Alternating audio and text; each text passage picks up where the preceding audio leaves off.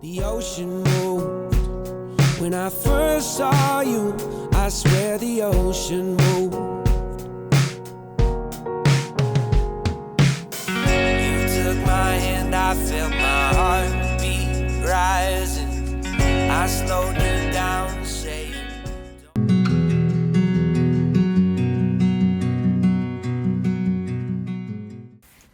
So, 3 years this week, in particular today, the day I'm filming, that Gypsy and I joined forces to start our van life journey together. It was this very day 3 years ago that I purchased her, and I thought what better way to acknowledge that moment than to take you all through those first few months of moving into the van, purchasing her, fitting her out, telling my family what was going through my head at the time, my first journey, my first night. And I do apologise because all the filming I did back then, I had no intention of YouTube at that time, so the footage is portrait, not landscape. But it's still really interesting to go back and see what was going through my head at that moment in time. And yeah, I don't know. Let me just take you through the footage and I'll talk you through some of the things that were going through my head. So this is the moment I drove away with Gypsy after I just purchased her, and then here's me and my daughter super excited. So I'm jumping on the van bandwagon. I've had enough of my 9 to 5 and bought myself a Toyota Hiace commuter. So this is what Gypsy looked like when I first bought her. It was the couch on the left, and then you could pull that out and put it away and then set that little desk up. And there was still that spare chair in the van at the time, but it really just was taking up space. So it was a bit superfluous to my needs, so I gave that away. The fridge I kept that's down there, and this kitchenette here, obviously I have kept. I've changed that water setup since I first bought her, and some of the electrical as well has been changed because obviously I have installed solar. So he had an auxiliary battery there and there was some DC power set up, but there was no 240. So yeah, I did do that after I bought her.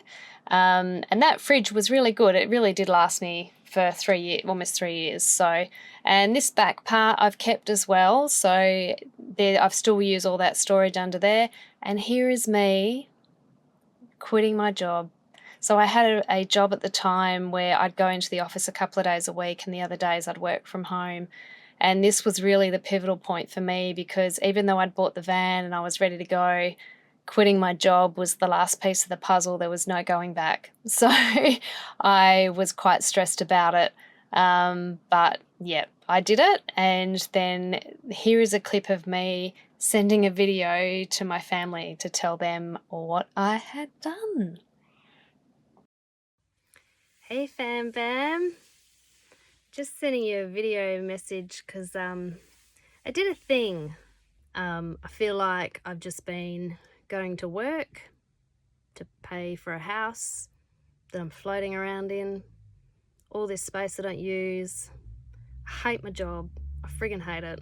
I can't stand it. If it's like pulling teeth. I don't want to live like it anymore.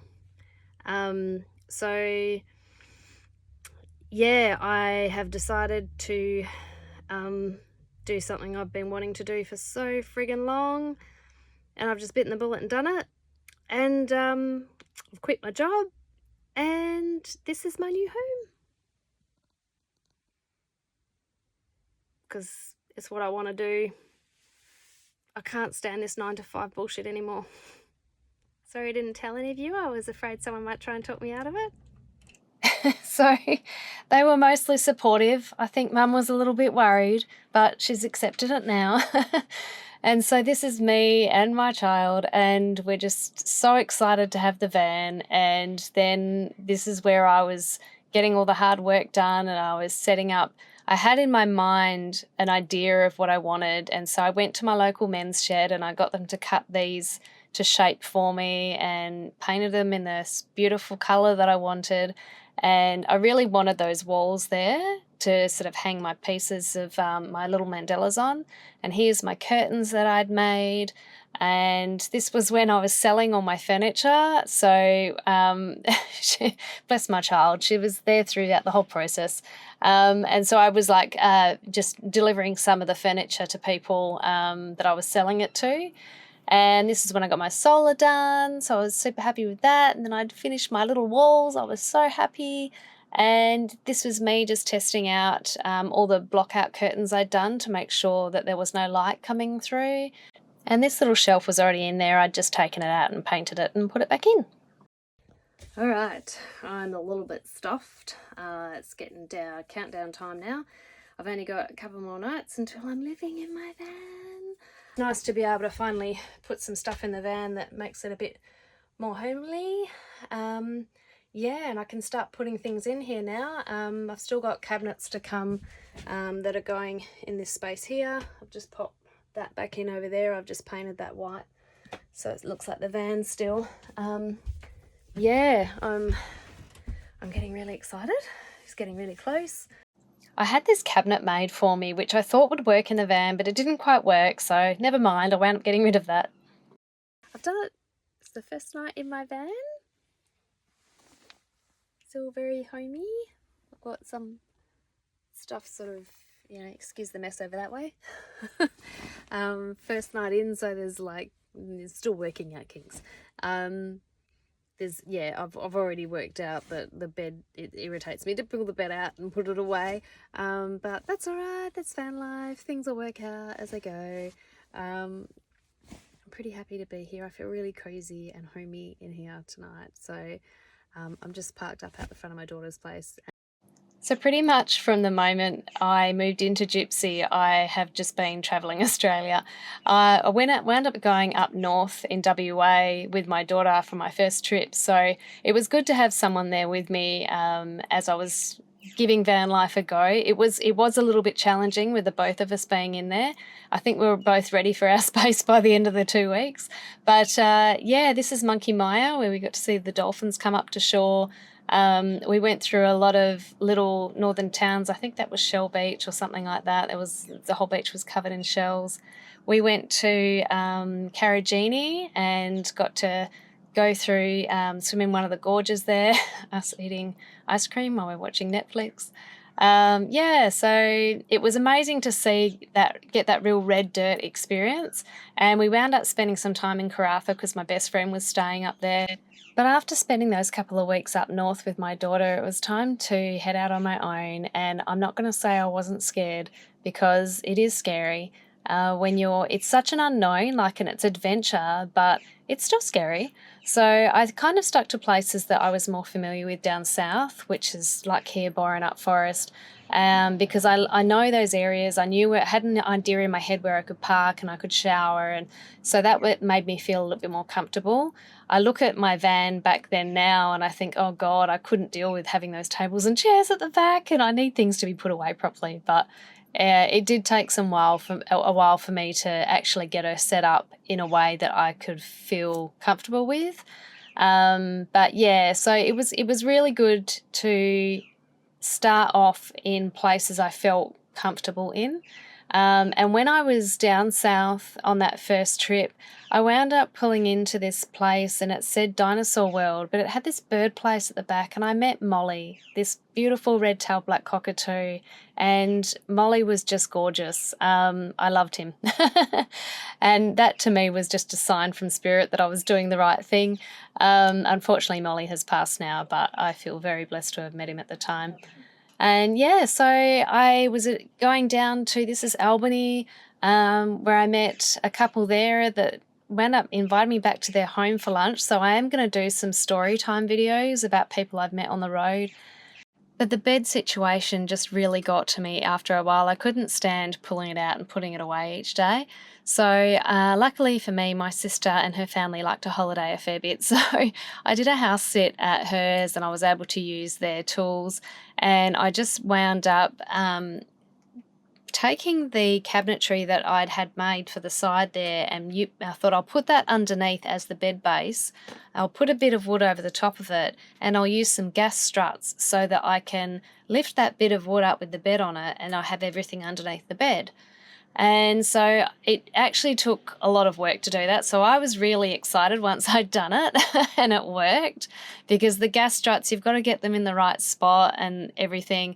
But after like a few days, I realised this is not working at all. The gas struts weren't big enough for the weight of the bed, and so it was a nightmare. So yeah, like I said, luckily for me, my sister likes to holiday a lot, so I did another house sit at hers, and this time I wound up just taking everything out. And I really like to repurpose things, but I just didn't have the time and energy to build my own drawers. So I wound up just buying some Titan 4-wheel drive drawers, and those things are damn heavy. So I recommend having someone to help you if you're going to try and get them into a van, because I threw my back out putting those in there.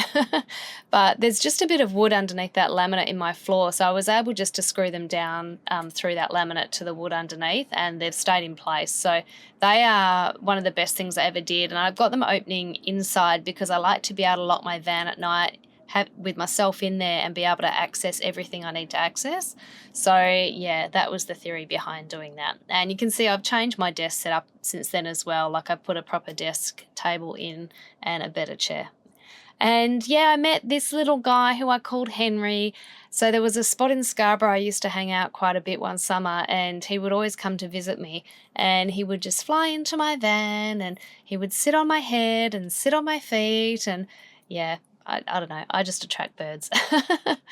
So yeah, I've driven through floodwaters. I have driven through fires. This fire down in Margs was quite intense, as you can see by the sky there. And yeah, when I was driving up north, there was like shrub fires next to the road, and I'm sure like that's fine and normal, but for me that was a little bit scary. So I wound up calling the fire brigade because I don't know, it's a fire. They seem to know about it though, so it was fine. And I've experienced so many of these beautiful thunderstorms, these lightning storms, and I don't know, it's something you might miss if you live in a house, you know. And yeah, I don't know, I just love to be out there and experiencing that. And I did go back up to Karratha quite a few times because my best friend was living up there. And so I spent some time in Exmouth snorkeling, which was amazing. But while I was there, my friend had a friend in Karratha who needed a house sit to look after their 2 dogs. And it just so happened at the time I'd just found these rust stains on my roof, and I don't know what caused them. Because they've got quite a pattern to them, and then someone said it might have been bat poo that caused them. So anyway, this house sit, they had a massive, really high carport, and he had all the equipment there, so I was able to use electric sander to sand out all the rust. And then I just sprayed it with some rust proofing, and then just sprayed it with some paint over that, which has held the rust off quite well up till now. It really the whole roof needs redoing now, but it got me through, which was great. Yeah, so that was really handy at the time. And that's pretty much my first year. Oh yeah, my daughter and I got matching tattoos because she loves van life too. Yeah, and I always like to make sure I clean up wherever I go. I like to leave things better than I found them. So yeah, that's my first year of van life in Gypsy. So as I sit here overlooking the sun setting across the water through the window of my mobile home, I can tell you from the moment I made the decision to buy a van and I met Gypsy and I started fitting her out, I have never ever once regretted my decision. I can tell you, I don't want to glorify it because everyone has their own life experience and this might not be the life for some people, but for me, yes, there's been moments of feeling a little lost, rare moments of feeling a bit alone, but I've seen so much of Australia. It's been such an amazing experience for me. It is everything that I hoped it would be, but I'm a big believer in, you know, you are the creator of your own reality. So, you know, what you expect out of a situation in life, then that's what you will get. So anyway, that's my life philosophy. But yes, I have had an amazing 3 years with Gypsy. I feel like she's a part of me now. I get a bit worried leaving her because everything I own is in here, and it's like all my memories are in this one mobile home. But yeah, here's to another 3 years of exploring and adventuring and living a beautiful, amazing life. Thanks so much for watching that video. If you haven't met me before, my name is Christy. I live, work and travel Australia in my van Gypsy. I am an artist and my artwork is available as prints or on t-shirts and bags on my website. The link is in my bio.